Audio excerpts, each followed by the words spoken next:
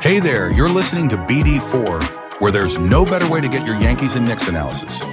Yanks every series, Knicks every game, and MMA on occasion. Here's your host, RJ Carbone.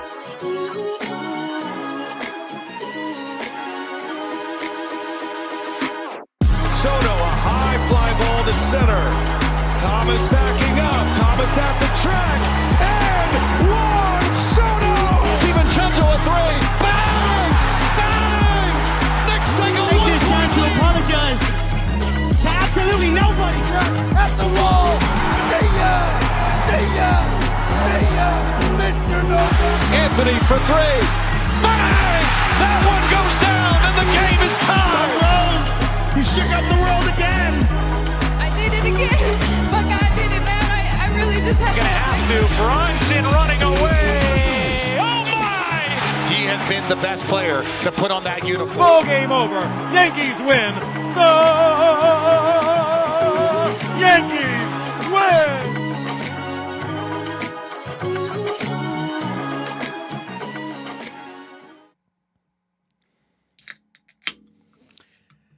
Well,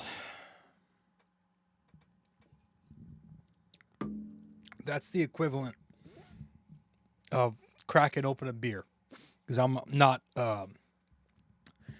someone who pursues an alcohol. But if I did, I'd be cracking one open. But yeah, man, I don't want to get on here in a win and make this whole thing negative, but I can't say there was never a doubt in that game. There should never have been a doubt. That's a bad team, man. The Knicks played a bad Charlotte Hornets team. An awful team.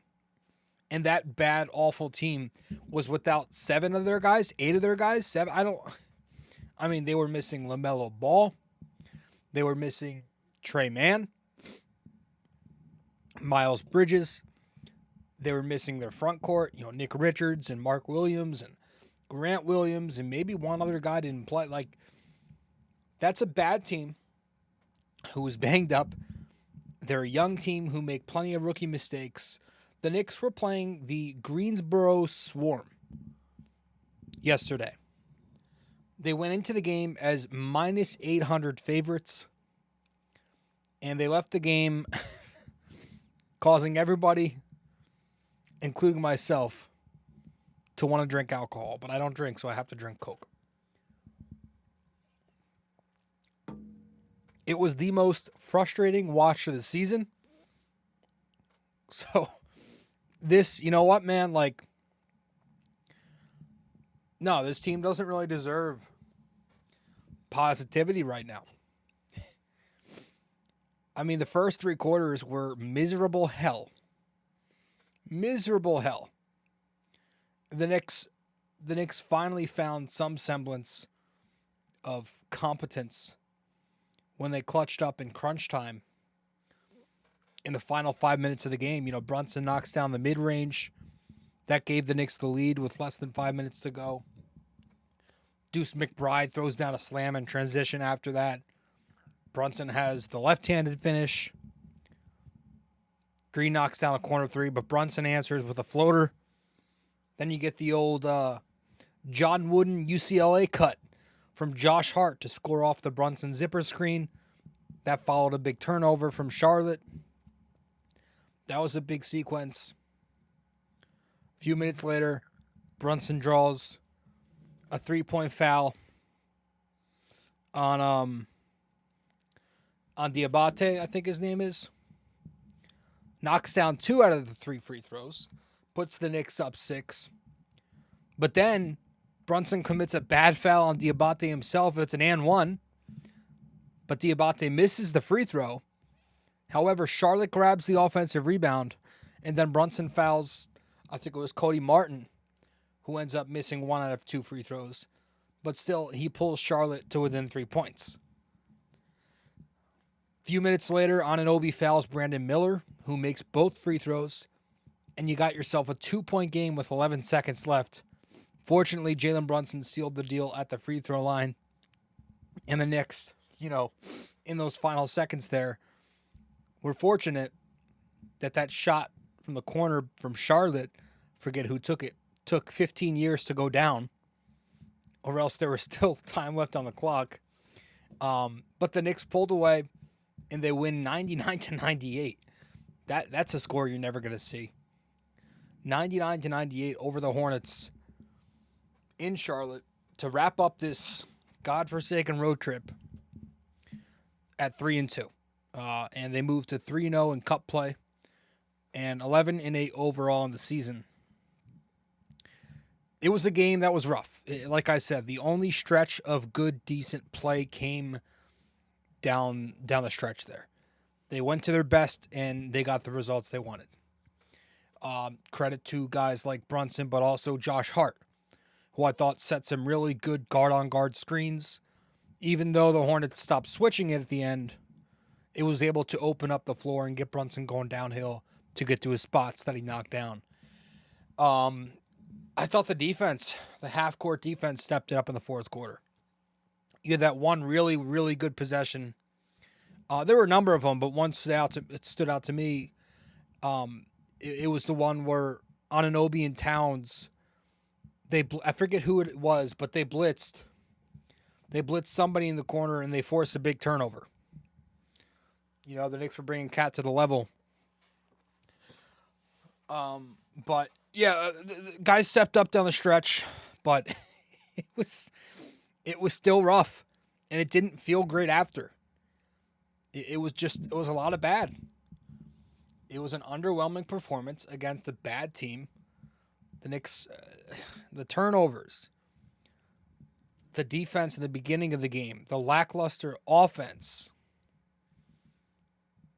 It was just, Towns had a rough first half. Really, Brunson and Hart, both of them were good. Anunoby's defense was good. Deuce McBride played a role, but there was a lot of ugly. Towns had a bad first half. Anunoby continues to struggle mightily offensively. So he scores 40 points in Denver. And then, I don't know if it's fatigue. I don't know if he's hiding an injury. Maybe it's just a 2-game struggle. Nothing to think of it. But he's looked awful offensively. And then you get Mikal Bridges, which this is a thing that we have to keep bringing up every episode, and I'm getting tired of it. But until he turns it around, it's going to be the same old talking point with him. It's getting bad. It remains bad. It's been bad, but it's getting worse. He had 8 points in this game. It's starting to get to a point in the media where Knicks players are having to answer questions for him or about him. Tibbs is making remarks on him. They asked Josh Hart about Mikal's struggles, and Josh Hart gave a whole soliloquy that we're going to read in 1 second. If I could pull it up here, I will. I'm going to read it. So they asked Josh Hart post-game after on what he thinks about Mikal's struggles. And I'm going to quote this entire thing. He says, I know he's not worried about it. I'm not worried about him. The media and people are killing him. New situation, 18 games? All the BS about what we gave up means nothing. If we win a championship, ain't nobody give a damn how many picks we gave up. We can give up 15 picks, it don't matter. At the end of the day, we're trying to win a championship. He's going to be a key piece of that. And we need to continue to build him up. If you go out there and nitpick everything he does, that's only detriment to him. We're all going to have a conversation with that. We got to get him going. That's when we get the best version of Cal. It's 18 games. He's a hell of a player. He's been to the finals. He knows how to win. So we can calm down with all the criticism and nitpicking a guy who's won every time he stepped on the court in any situation. a lot of people can't do what he does. He's absolutely right. And that's exactly the right thing to say. You would expect nothing less, especially from a guy like Josh Hart. But, the media has a job to do, and content creators are going to do their jobs. Listen, the guy's on a $90 million contract. He's making, $22 million a year? That's the salary. And, you can't blame people for worrying because there's no pivot if this doesn't work with him. Because they leveraged their entire future. They gave up 5 firsts, the swap, unprotected picks. Like, they don't have picks to attach to Bridges now if this doesn't work and they're trying to get rid of. They can't do what they did with Cam Reddish. They gave away their war chest for this guy. So it needs to happen soon. Because we're about a quarter of the way through, and he's not looked like anything. He's not looked anything like what the Knicks were hoping to get. And what he's been his entire career is one of the most elite role players in the game, who's consistently solid at everything he does. You thought you were getting that, 2 weekends ago when they played Brooklyn for those 2 games. It looked like he was kind of turning a corner.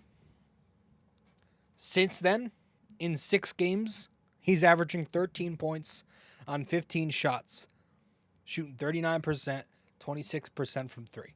Everything that was dropping initially, even with all the struggles, are now regressing. So the corners that he was dropping, those are starting to rim out.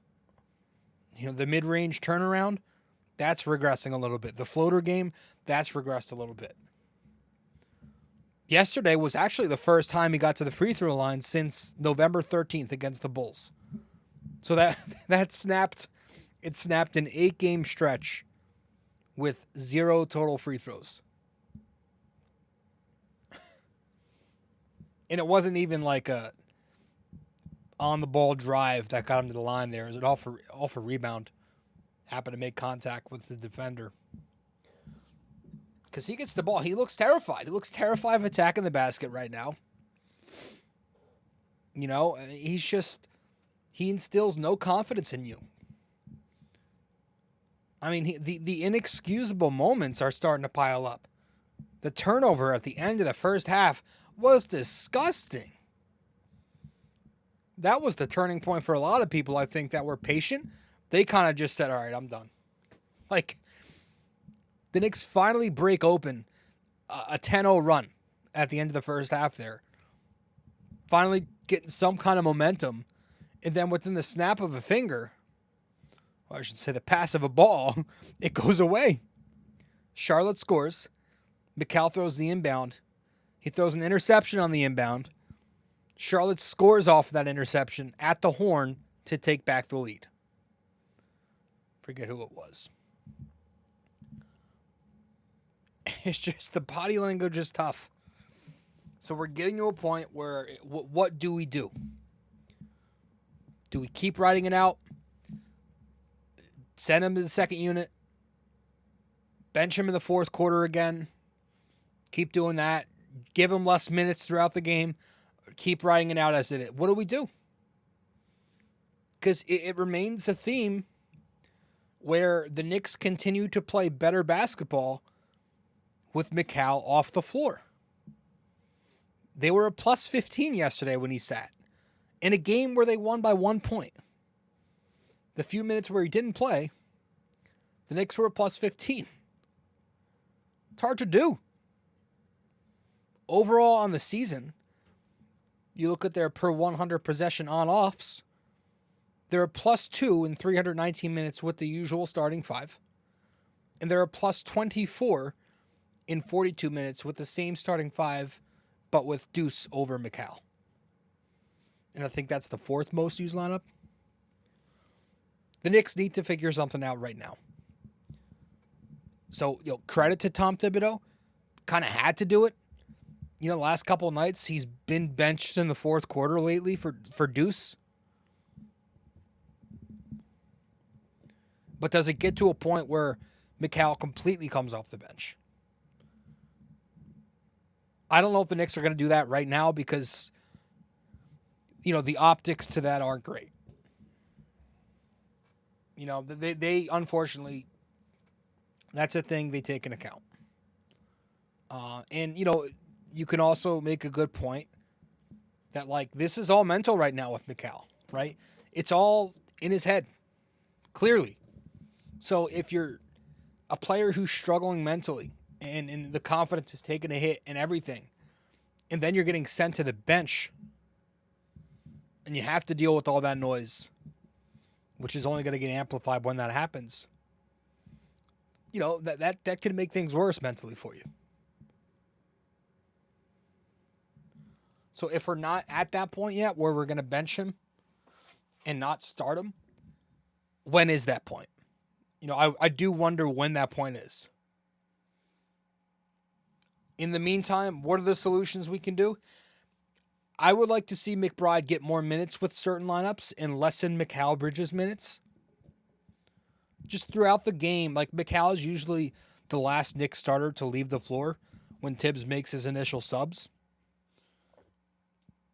Maybe we pull him a few minutes earlier. When he's out there, run him in more half-court sets. He likes those split actions. That helps him get paint touches to get to his spots in the mid-range. Run him in some horns, pistol, DHO, and other pick-and-roll actions to get him going downhill. Maybe that'll help him get to the free throw line. And that's where it starts. With struggling scorers, in my opinion, that's where you got to start. Forget about the rest. Work on your inside-out game. Start getting to the free throw line. See the ball go through the hoop that way. So maybe get him going in some downhill actions. Get him those paint touches. See what's happening there. But overall, it's also it's falling on him. He's just not. You watch him out there. His presence isn't felt. He's not aggressive. He looks careless, unfocused. Not saying he doesn't care. He obviously cares, but there's no spirit when you watch him play. His presence is not felt on the defensive end. We've talked all year about how poor his screen navigation is. His isolation defense when he's in space has not been great. He's allowing guys to box over him. And I understand he's still trying to adjust to a new team, like Josh Hart said. Right? He's not the number one option anymore. So he's had less playmaking duties. But again, when he gets the ball, it doesn't even look like he wants it. He gets rid of it. When they throw it to him at the nail, he gets rid of it. And I understand he's got to adjust to Tom Thibodeau's defensive scheme. It's a different system. It's much less switch. It's more hedging, more drop. It's centered around help defense. Which is why I would like to see the Knicks switch a little more, because they've got a guy like Bridges.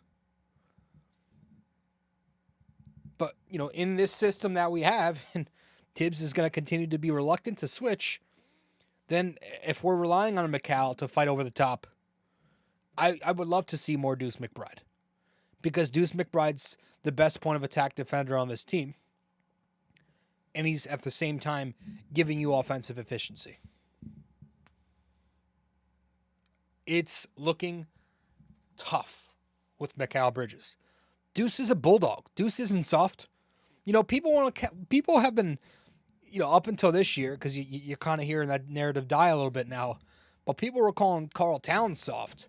If there's one soft player on this team, it's not that guy. Mikal Bridges is looking pretty soft. He's just, there's no juice.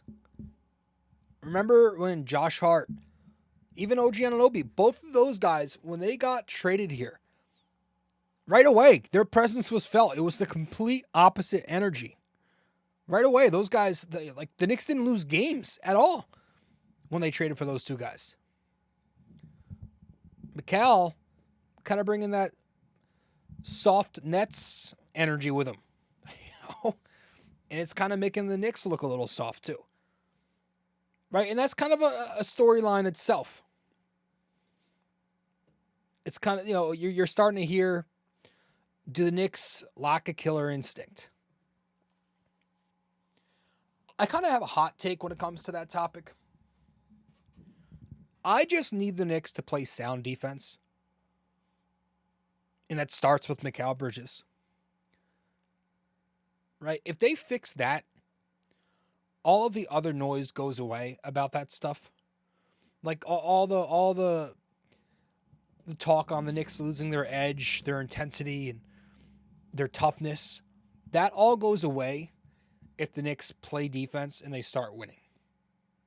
I think the shot's going to come with Mikal, but the defense is where it starts. He's defending at the point of attack. So if you get him defending, I think it'll affect the rest of the defense. All that stuff, the fluff and fancy wording, it doesn't, I'm not saying it's unimportant, but we need to remember that this is not that Knicks team from last year. That was last year's Knicks team, who, by the way, they lost in the second round. We need this team to be a top 3 offensive team who can play NBA level defense, league average defense. We don't need them to embody that identity. People used to call the Boston Celtics soft. Tatum, remember that whole thing? They were calling them soft all of last year, which was the year they won it, but they still won the championship. So they defied all that. So you don't exactly need to have that grit and have that label of toughness if you can just execute the game plan. And right now, the Knicks, 19 games in, are having issues executing their vision. Maybe they find it this year. Maybe it comes later down the line next year. But I just think they need to fix the defense and then, figure that out, fix your defense, start winning some games, and watch all of those buzzwords start fading away. Really. I guarantee that's going to happen. If they fix their defense and start winning games, I guarantee you're not going to hear those buzzwords again. Intensity, toughness, edge, all that, it's all fluff. There's a truth to it, but I do think it's overused very much today. It's kind of romanticized. So figure it out there with Mikal. Figure it out with the defense. Kind of goes hand in hand, in my opinion. What I want to talk about right now is this offense, believe it or not. That's what I kind of want to transition to. So we're going to head to a quick break. And then when we return, I want to talk about what this Knicks offense has looked like lately and what maybe they can do going forward to fix things again. All right, stay with us here. Episode 752. The Knicks escape. Did I just say escape? The Knicks escape. Huge embarrassment against the Hornets. Be right back. Stay with us. Hey there. Thanks for listening in so far. If you enjoy this episode, please give us a 5-star rating and review on Apple Podcasts. And if you're on YouTube, don't forget to like, comment, and subscribe. Thanks so much.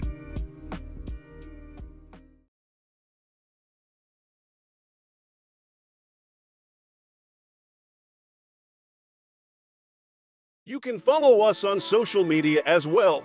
On Instagram, we're at BD4Pod and at Rob J. Carbone. On X, we're at BD4Pod and at RJCBD4. And on Facebook, we're BD4.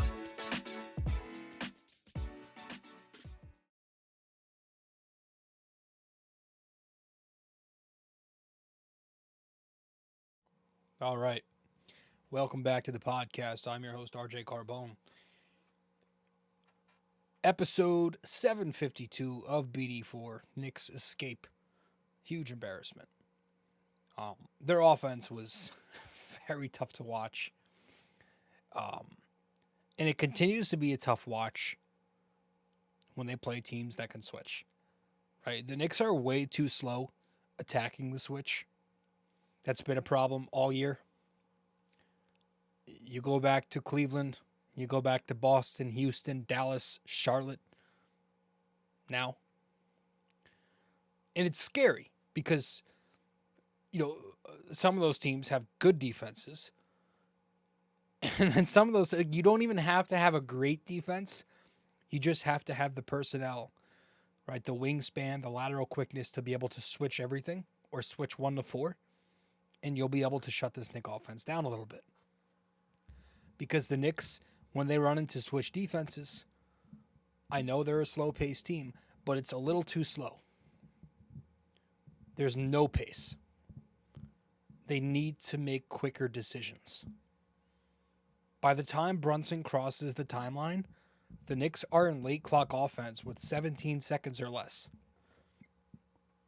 It's too little time to find the switch, exploit the switch, and do what you want with that mismatch. It's do I isolate the mismatch? Do I wait for the help to react? The Knicks have to get into their half-court offense quicker because otherwise they're allowing the defense time to set up before you can. They're allowing the defense time to recover because when you switch all, you're relying on quick rotations. So playing slow is going to give the defense more time and your offense less time. And that all leads to rushed decision-making, right? Lower percentage shots.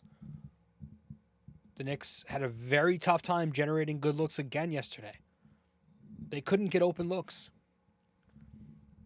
It's going to lead to increased turnover risk, right? They had 19 turnovers in this game.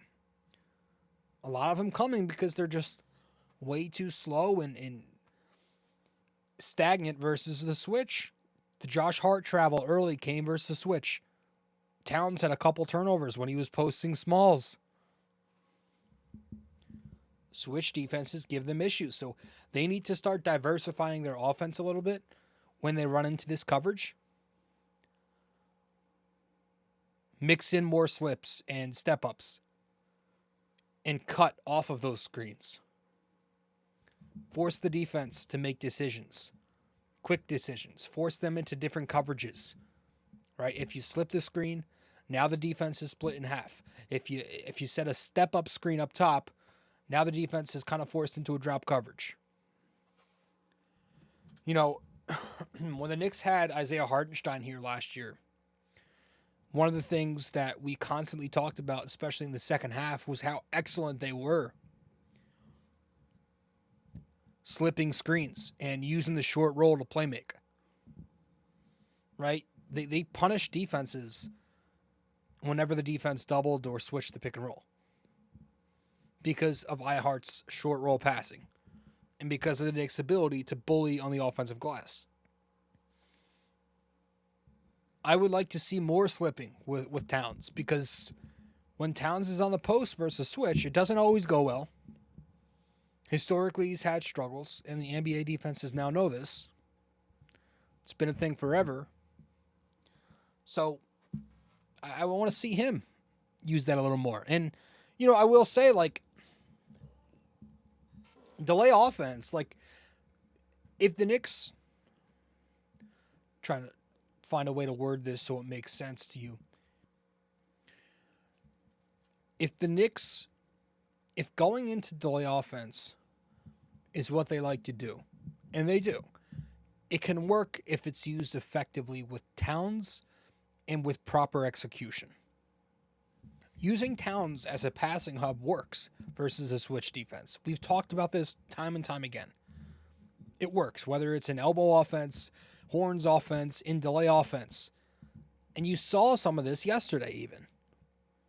Multiple actions in the second quarter, early in the second quarter. The Knicks ran a horns out elbow zoom. That's an action that basically involves slipping the screen, right, to dumb it down. Middle of the second quarter, Cat had an elbow touch in a slob action, sideline out of bounds. He found a cutting on Anunoby for a basket. Late in the second quarter, they'd run delay zoom. Cat's got the ball at the top of the key. Brunson fades the ghost screen from the strong side elbow. Mikal makes a spacing cut from the strong side corner. Cat waits for Brandon Miller, who's Brunson's man, to play the cut. So Brandon Miller sinks, And now Cat finds an open Brunson for the elbow three. So the Knicks and Towns have the skill set they need for it. Towns is a skilled and versatile playmaking big. He's a high-level playmaker who can make quick reads and exploit mismatches. He's a reliable post. Right? He's able to seal his defender with his size and create scoring opportunities. And the Knicks, as we've discussed, have a ton of cutters. Josh Hart, OG Anunoby, Mikal Bridges, all of them very good at flashing to specific spots on the court, the middle, the nail, and receiving the pass and creating scoring opportunities. It's all about creating driving lanes with ball movement and off-ball movement. We saw Gator offense, right? Princeton offense. You know, they flashed some of that yesterday. Late in the first quarter with Josh Hart in the corner. Middle of the second quarter, you had a Deuce Towns empty side pick and roll. Towns rolls. Deuce hits Josh Hart on the weak side elbow. Hart hits Towns with the Gator pass. Towns couldn't finish, but still, the idea in running Gator offense is to beat the switch defense because of its flexibility that it brings. It features multiple ball handlers, which makes it difficult for the defense to adjust, you know, because you have to find out whoever's handling the ball. You have to keep adjusting to that. It allows the offense to read the defense and make adjustments on the fly. It emphasizes ball and player movement. It uses the high-low attack, right? Your big, in this case, Towns, receives the ball in the high post, and he looks for cutters on the low post. So it works. It can work when you execute it properly. Give it to Towns up top. Have him survey the defense. If nothing's there, he can attack. But all in all, I just think the Knicks have to keep... It's going to be a process figuring out this defense. This attack on switch defenses. You know, it's going to be a process. It's going to be a process that they eventually are banking on figuring out. Because otherwise, they're going to start losing even more games, like in Dallas, where the offense doesn't show up, and now your defense being what it is, you're not going to win any games like that. You're not always going to face the Hornets. So they're lucky that Jalen Brunson was on point yesterday. Because if it wasn't for him exploiting some of those mismatches in the second half, it could have got ugly. But speaking of Jalen Brunson, yes, he got the game ball from yesterday's win. Bing bang. Jalen Brunson yesterday, 31 points, 6 rebounds, 6 assists, 1 steal, 1 block, 9 for 18 shooting, 4 for 6 from 3, 9 for 12 at the foul line. Got it done down the stretch. I think he's 21st in the NBA in terms of total points in crunch time. So very good there. Continues to do his thing. 9 game balls on the season. Second on the team to this guy, Deuce McBride, who's also getting the game ball from off the bench. Deuce McBride yesterday, 14 points, 5 rebounds, shot 5 for 9, and was 2 for 5, 40% from 3.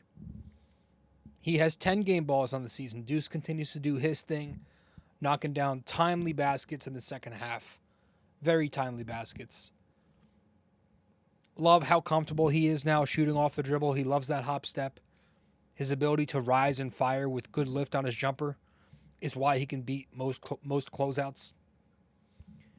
Even at the height he has. Even at the height he stands at. So, Deuce McBride, key off the bench. Campaign was good. Sims was more neutral in this game. But Deuce, 10 game balls. Good for him. And now we go home. You know, we kind of have, like I said last episode, the Knicks got a joke of a schedule to end 2024. A joke of a schedule. They have a 4-game homestand coming up against the Pelicans, Magic, Hornets, Pistons. That's followed by a 3-game road trip. Toronto, Minnesota, New Orleans again. And Minnesota is a joke of a team right now. Joke of a team right now. I mean, you got the whole... They're having a different opinion on Randall every night. Dante's been horrible for them. You have the comments yesterday, I think it was, by Anthony Edwards. they went from a conference finals team to this. So that's a team you should beat. Then you go back to the Garden to play Toronto and San Antonio. So you're playing Toronto twice over this span. You're playing Orlando twice. You go on the road to play them in Washington twice. So last episode I said I would like the Knicks, including this Charlotte game, to go 10-3 to close out the year. So far they're 1-0, so that means they've got to go 9-3 now the rest of the way. And they really need to do that because these are teams on the schedule that should not beat them. Let's just be honest. Should not beat them. So with that said, we're going to wrap this up as soon as we return from our final break here on BD4 episode 752. Stay with us. We'll be right back. Studio 69 Productions is a podcast production agency created by Leo Rodriguez to allow content creators to market their podcast. It's an online platform that will market your podcast or any other project that you're working on. Get in touch with Leo Rodriguez from Studio 69 Productions. You can find Studio 69 Productions on Instagram at Studio69NJ. Studio 69 Productions, where dreams are heard and born.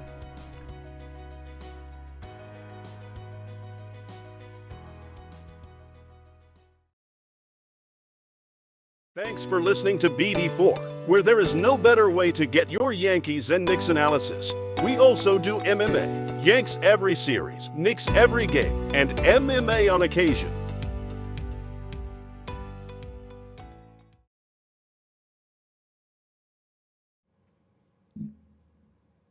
Okay, welcome back to the show. Episode 752 of the podcast.